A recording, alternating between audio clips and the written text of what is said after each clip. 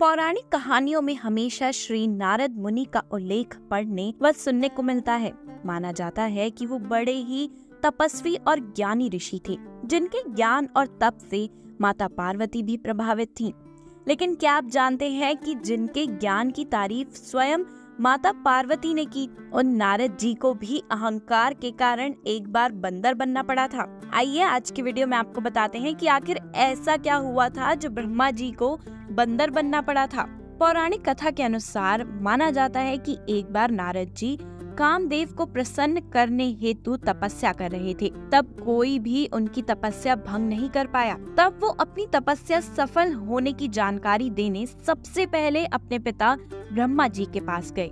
उसके बाद नारद जी ने इस संदर्भ में भगवान शंकर को भी बताया। नारद जी की बात सुनकर भगवान शंकर को लगा कि उन्हें अपनी तपस्या पर घमंड हो गया है। तब उन्होंने देवऋषि नारद को तपस्या की जानकारी भगवान विष्णु को देने से मना कर दिया। लेकिन भोलेनाथ के मना करने के बावजूद भी नारद जी भगवान विष्णु के पास पहुँचे।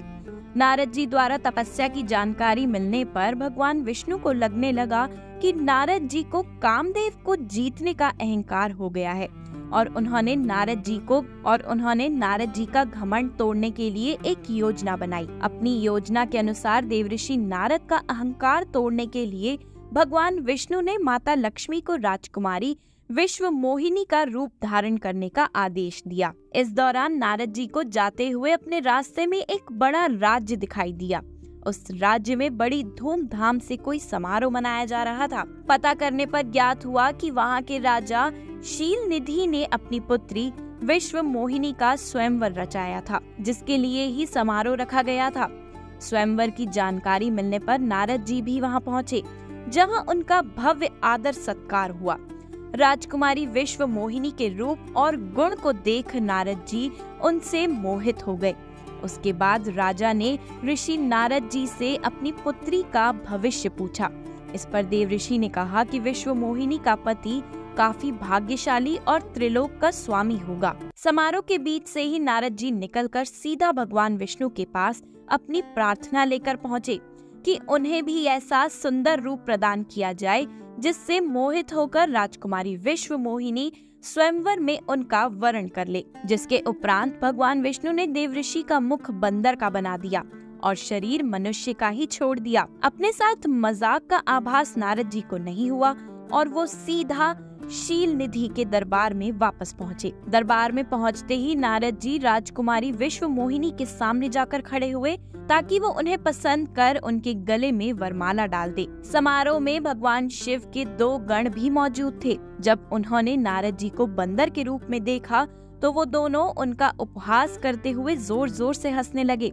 सागर तल से भगवान विष्णु सारा दृश्य स्वयं देख रहे थे।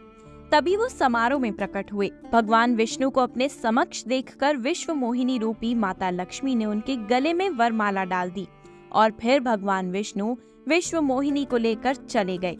ये सब कुछ देखकर देवऋषि नारद बहुत आश्चर्यचकित हुए। तब जाकर शिवगणों ने उनको अपना मुख दर्पण में देखने को कहा। दर्पण में अपना मुख बंदर का देखकर नारद जी को बहुत गुस्सा आया और उन्होंने तुरंत क्रोध में भगवान विष्णु को श्राप दे डाला कि तू भी अपनी पत्नी के वियोग में इधर उधर भटकेगा और यही बंदर तेरी सहायता करेंगे। इसके बाद भगवान विष्णु ने नारद जी से अपनी माया हटा ली और माया जाल के हटते ही नारद जी महाप्रभु चैतन्य हो गए और उन्हें अपने द्वारा दिए गए श्राप पर बहुत शर्मिंदगी हुई। इसके बाद भगवान विष्णु ने नारद जी से इस मजाक की माफी मांगते हुए उनका श्राप सत्य होने का उन्हें वचन दिया।